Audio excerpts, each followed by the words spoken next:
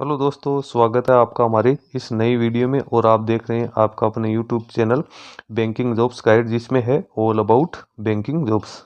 तो इस वीडियो में अपन बात करेंगे सीबीएसई की ओर से निकाली गई रिक्रूटमेंट के बारे में। जी हाँ दोस्तों, central board of secondary education, central government का जो एक उपक्रम है, इसके द्वारा यहाँ पे रिक्रूटमेंट निकाली है। जूनियर असिस्टेंट और सुपरिटेंडेंट के पदों के लिए रिक्रूटमेंट वो परमानेंट तौर पे निकाली गई। टोटल यहाँ पे 200 से ज्यादा पदों के लिए वैकेंसीज है वो निकल के सामने है। तो इसमें जो भी कैंडिडेट सारा एलिजिबिलिटी क्राइटेरिया कंप्लीट करते हैं, तो वो कैंडिडेट 31 जनवरी 2025 तक इसका एप्लीकेशन फॉर्म सबमिट कर सकते हैं। दोस्तों, सबसे पहले अपन चलते हैं इसकी ऑफिशियल नोटिफिकेशन पे और जानते हैं कि इसमें क्या क्या एलिजिबिलिटी क्राइटेरिया है वो रखा गया है। दोस्तों, इसका एप्लीकेशन फॉर्म है वो आज से यानी 1 जनवरी 2025 से बनना शुरू हो चुका है। तो दोस्तों, बिना देरी के चेक करते हैं एलिजिबिलिटी क्राइटेरिया विस्तार से। ये ऑफिशियल नोटिफिकेशन आप देख रहे हो, केंद्रीय माध्यमिक शिक्षा बोर्ड शिक्षा मंत्रालय भारत सरकार की ओर से यहाँ पे जारी किया गया 31 दिसंबर 2024 को इसका नोटिफिकेशन रिलीज किया गया। यहाँ पे ऑनलाइन एप्लीकेशन फॉर्म मांगेगा डायरेक्ट रिक्रूटमेंट के लिए। ऑल इंडिया से यहाँ पे कैंडिडेट वो एप्लीकेशन फॉर्म सबमिट कर सकते हैं। यहाँ पे कॉम्पिटिटिव एग्जाम के आधार पे कैंडिडेट को सिलेक्ट किया जाएगा। सबसे पहले बात करें वैकेंसीज की, तो सुपरिटेंडेंट जिनको 7th पे कमीशन के लेवल 6 में अपॉइंट है वो किया जाए। इसकी मैक्सिमम एज 30 वर्ष यहाँ पे होनी जरूरी। इसकी टोटल 142 वैकेंसी निकाली गई है। और जूनियर असिस्टेंट जिनको 7th पे कमीशन के लेवल 2 में अपॉइंट किया जाएगा, इसकी यहाँ पे 70 वैकेंसीज है वो यहाँ पे निकालेगी। इसकी अपर एज लिमिट है वो 27 वर्ष यहाँ पे रखी गई है। इसके साथ ही प्लेस ऑफ पोस्टिंग की बात करें तो कहीं पे भी जो भी बोर्ड की जितनी भी ऑफिसेज है वहाँ पे कैंडिडेट को अपॉइंट है वो किया जा सकता है। तो ये तो इसकी वैकेंसीज की ऑल इंडिया के कैंडिडेट इसमें अपना एप्लीकेशन फॉर्म सबमिट कर सकते हैं। इसका एप्लीकेशन फॉर्म 1 जनवरी 2025 से बनना शुरू हो चुका है। 31 जनवरी 2025 तक आप इसका एप्लीकेशन फॉर्म में वो सबमिट कर सकते हो। सारी एलिजिबिलिटी क्राइटेरिया है वो आपको इसी डेट के आधार पे है वो डिसाइड है वो किए जाएंगे। उसके बाद आगे अपन चलते हैं, तो इसकी जो एजुकेशन क्वालिफिकेशंस क्या क्या रखेगी। तो सबसे पहले तो अपर एज लिमिट में यहाँ पे SC ST के कैंडिडेट को 5 साल की छूट है और OBC कैंडिडेट को यहाँ पे 3 साल की छूट दे रखी है। कैंडिडेट की मिनिमम एज है वो 18 वर्ष है, वो मिनिमम यहाँ पे होनी जरूरी है। अब एसेंशियल एजुकेशन क्वालिफिकेशन की बात करें, सुपरिटेंडेंट के पद के लिए कैंडिडेट को ग्रेजुएट पास आउट यहाँ पे होना जरूरी। इसके साथ ही कैंडिडेट को कंप्यूटर का और कंप्यूटर एप्लीकेशन जिसमें विंडो MS ऑफिस है उसका अच्छा खासा नॉलेज यहाँ पे होना जरूरी है। डेटाबेस इंटरनेट का एज है वो 30 वर्ष की है।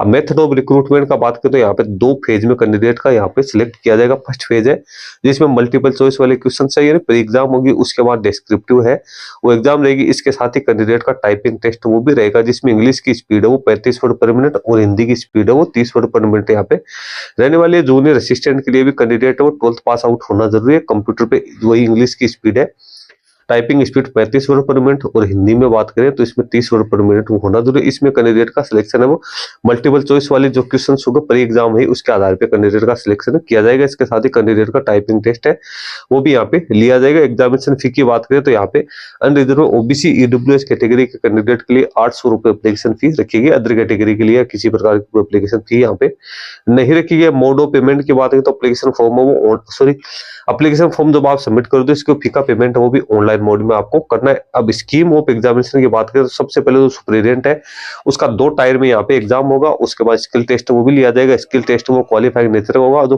टायर फर्स्ट एग्जाम होगा वो मल्टीपल चॉइस वाले इसमें क्वेश्चन आएंगे। इसको जो क्वालिफाई करेंगे यानी इसका 10 गुना कैंडिडेट को उसके बाद टायर सेकंड को जो डिस्क्रिप्टिव टाइप का एग्जाम होगा उसके लिए यहाँ पे बुलाया जाएगा। उसके बाद 5 गुना कैंडिडेट है उनको यहाँ पे स्किल टेस्ट के लिए बुलाया जाएगा। यहाँ पे जितनी भी लिस्ट है जितने भी वो इसकी ऑफिशियल वेबसाइट पे पब्लिश की जाएगी। टायर फर्स्ट में आप देख सकते हो ऑब्जेक्टिव टाइप के क्वेश्चंस आएंगे, जिसमें पार्ट फर्स्ट है वो इसी के 30 क्वेश्चंस है, नंबर के रहेंगे, जिसमें करंट अफेयर्स जनरल अवेयरनेस शामिल है। पार्ट सेकंड में general mental ability, general intelligence, logical reasoning और एनालिटिक एबिलिटी के 30 क्वेश्चंस है, 90 मिनट अलॉट होगा। पार्ट थर्ड है उसमें arithmetical numerical ability data interpretation होगा, इसके भी 30 क्वेश्चंस होंगे और 90 मिनट का आपको टाइम है वो अलॉट किया जाएगा। उसके बाद जनरल हिंदी है, इसके 15-15 30 क्वेश्चन होंगे, इसमें 90 मिनट, इसमें भी आपको 90 मिनट का टाइम दिया जाएगा। कंप्यूटर प्रोफिशिएंसी जो 5 नंबर का पार्ट होगा इसके भी 30 क्वेश्चन होंगे और आपको 90 मिनट का टाइम दिया जाएगा। टोटल आपको है वो 150 क्वेश्चन यहाँ पे होने वाले, 450 मिनट का आपको यहाँ पे टाइम है वो अलॉट किया जाएगा। उसके बाद जो टायर फर्स्ट को क्वालिफाई करेंगे उन कैंडिडेट को यहाँ पे मेन एग्जाम है जो कि डिस्क्रिप्टिव टाइप की होगी।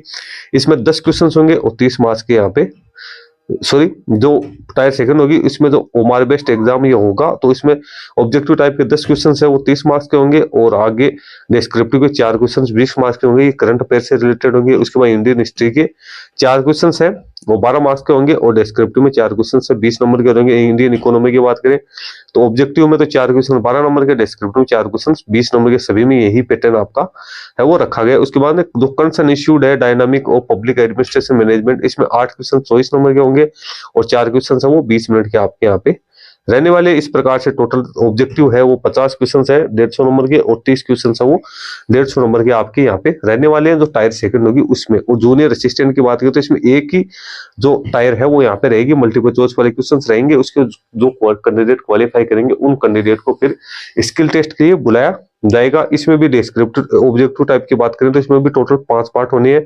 100 क्वेश्चन से 300 नंबर के रहेंगे और आपको जो टाइम ऑफ ड्यूरेशन है वो 2 घंटे का यहाँ पे लोड किया जाएगा। पेपर है वो आपको इंग्लिश और हिंदी दोनों में देखने को मिल जाएगा। लेवल की बात करें तो दोनों में ही सीनियर सेकेंडरी स्टेज का जो लेवल है वो यहाँ पे रहने वाला है। उसके बाद यहाँ पे सिटीज ऑफ एग्जाम की कहाँ से ये एग्जाम होगा, तो यह आपसे एग्जाम सेंटर यहाँ से आप चेक सकते हो। मार्किंग स्कीम्स है तो इसमें आप यहाँ पे जो मार्क्स किस प्रकार से अलॉट किए जाएंगे उसकी सारी जानकारी आप लोगों को दे रखी है। कौन कौन सी एग्जाम में कितने कितने मार्क्स है वो आपको मिलने वाले हैं और कितने क्वेश्चन के, तो वो जानकारी आप लोगों को यहाँ पे दे रखी है। उसके बाद नीचे अपन चलते हैं तो इसमें जनरल कंडीशन है वो कैंडिडेट के लिए दे रखी है। तो कैंडिडेट को जनरल कंडीशन है ये भी अच्छी तरीके से केयरफुली रीड आउट करना जरूरी है। नोटिफिकेशन डाउनलोड करके आप इसको अच्छी तरीके से भी चेक कर सकते हो। उसके बाद अगली जो जानकारी है उसके ऊपर अपन यहाँ पे चलते हैं। डॉक्यूमेंट वेरिफिकेशन के बारे में यहाँ पे बता रखा है।